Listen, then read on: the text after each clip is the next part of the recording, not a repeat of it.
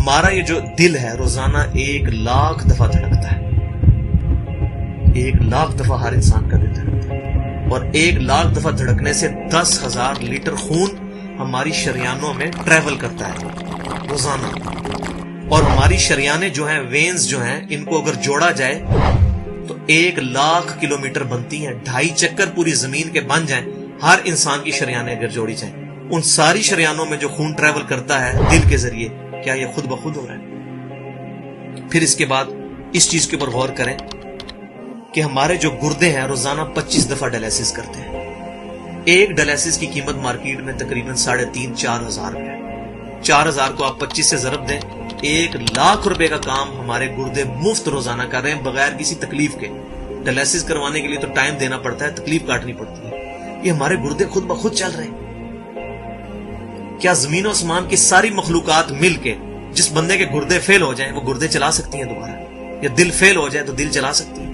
یہ کوششیں ہوتی ہیں، بیٹری لگاتے ہیں، لیکن وہ کہتے ہیں کہ دل چل رہا ہے لیکن جان ختم ہو چکی ہے. اس طرح دل چلنے سے جان نہیں آ سکتی بیچ میں. پھر ہمارے پھیپڑے روزانہ 23,000 دفعہ سانس اندر کھینچتے ہیں، 23,000 دفعہ سانس باہر نکالتے ہیں.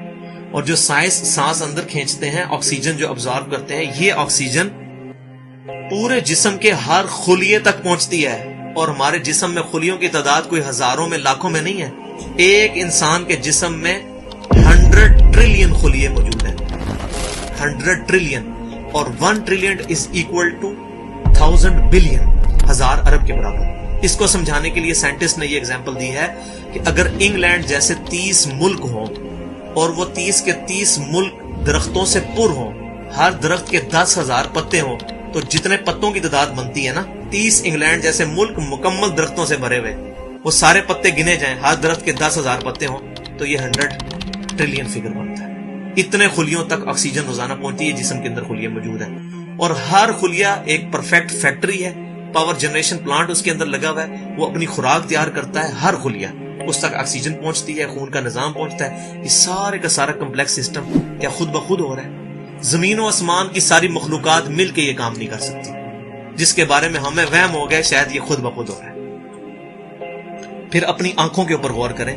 ہماری آنکھیں روزانہ 12,000 دفعہ چپکتی ہیں. ایسے 12,000 دفعہ اگر ہم اپنے یہ ہاتھ کو الٹا کر کے ایک دوسرے پہ یوں رگڑیں نا، تو میرا خیال ہماری کھال اتر جائے. اس سے زیادہ نازک چیز ہماری آنکھ ہے، لیکن اس آنکھ کے درمیان ایسا لیکوڈ موجود ہے کہ جو اس آنکھ کو گھسنے نہیں دیتا اور تکلیف نہیں ہوتی.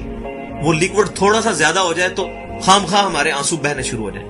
جیسے ہمارے گلے میں بھی تھوک موجود ہے، یہ تھوڑا سا زیادہ ہو جائے تو رال ٹپکنی شروع ہو جاتی ہے. کئی لوگوں کو آپ دیکھتے ہیں بیماری ہوتی ہے، ایک زیادہ مقدار میں ہو جائے تو رال ٹپک جائے، کم ہو جائے تو ہم بول نہ سکے، ہمارا گلا خشک ہو جائے.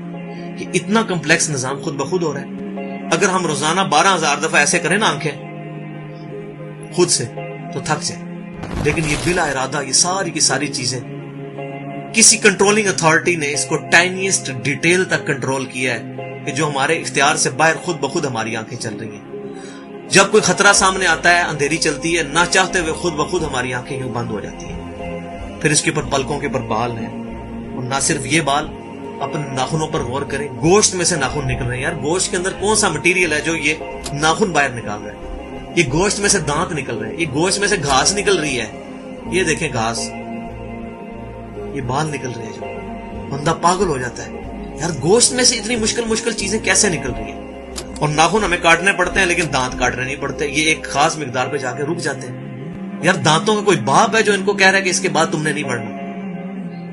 سر کے بال بڑھتے ہیں لیکن یہ ہمارے یہ والے بال نہیں بڑھتے، ابرو کے بال نہیں بڑھتے. اس کو کون کنٹرول کر رہا ہے؟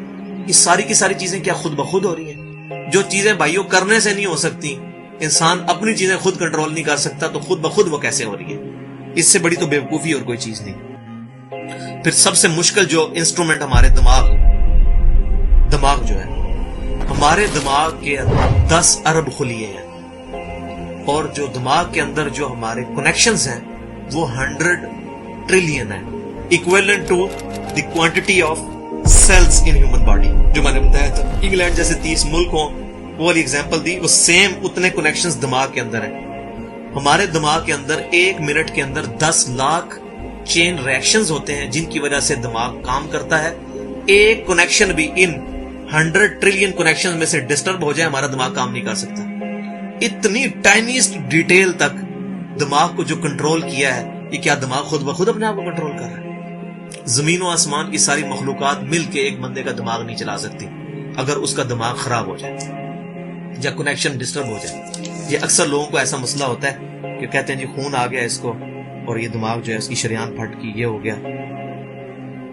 तो ये जो 10 लाख पर मिनट रिएक्शंस हो रहे हैं, इनकी वजह से हमारे पूरे जिस्म का जो निजाम चल रहा है, हमारे सूंघने की हिस्स, हमारे चखने की हिस्स, हमारी देखने की हिस्स, बाकी सारे नर्व्स का सिस्टम जो है ये दिमाग कंट्रोल करता है इन्हीं रिएक्शंस के थ्रू। फिर इंसान अपनी रिप्रोडक्शन पर गौर करे कि इंसान पैदा किससे हुआ है? मनी के एक कतरे से। मनी के एक कतरे के अंदर 1,20,00,000 स्पर्म्स मौजूद होते हैं। हर मनी के कतरे में इतनी ताकत मौजूद है कि 1,20,00,000 इंसान उसमें से पैदा हो सकते हैं एक कतरे में से। और उन 1,20,00,000 स्पर्म में से सिर्फ एक स्पर्म जो है वो गाइड होता है। वो एक पूरी स्टोरी है, अगर मैं सुनाऊं उसके लिए घंटों चाहिए। और वो जाके जो मदर की ओवरी जो है उसको जाके फर्टाइल करता है और वहां प्रेगनेंसी ठहरती है और बच्चा बनना शुरू हो जाता है। उस एक स्पर्म को कौन रास्ता दिखाता है और वो किस मुश्किल रास्तों से गुजर के वहां तक पहुंचता है, इंसान पागल हो जाता है। अब नेशनल ज्योग्राफिक पे ये वीडियो चलाई थी उन्होंने, सारी चीजें दिखाई थी, तो इंसान पागल हो जाता है उस चीज को देखे। तो ये जमीन और आसमान की सारी मखलूकात मिलके क्या एक बच्चा बना सकती है?